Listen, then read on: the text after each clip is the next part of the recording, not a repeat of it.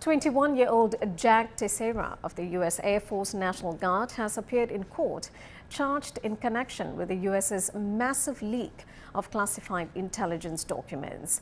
He was arrested by the FBI at his family home in Massachusetts on suspicion of leaking the data through an online chat room. Some of the confidential files included sensitive information about the Ukraine crisis. Carolyn Malone reports from Washington, D.C. He's only 21 years old, but he is making his first appearance under these charges of leaking US classified documents. He's actually been charged under 2 counts of retaining secret materials. One is specifically on the unauthorized retention and transmission of national defense information. The other is unauthorized removal and retention of classified documents or material. Now, these are under the Espionage Act charges. We also heard from the prosecution that he'd actually searched for the word leak on a government-issued device, which is, the prosecution clearly building this case against him to try and find him guilty. We know as well that he was a member of the intelligence wing of the Massachusetts Air National Guard. That's the state reserve force of the US Air Force, essentially. He was an airman that was arrested on Thursday after he'd actually been identified by US media.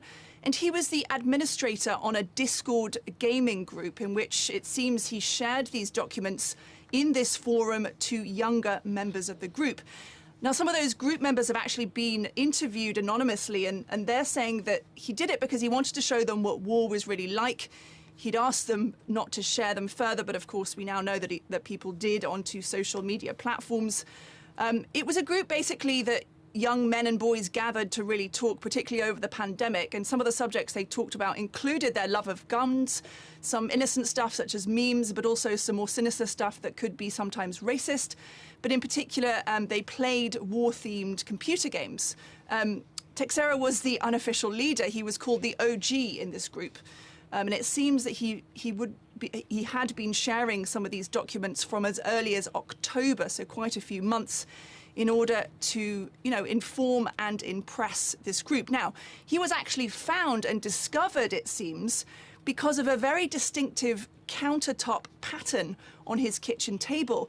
That's been matched from the photographs he took of the classified documents on these tables in his family home with some of the photos that his family members actually posted online.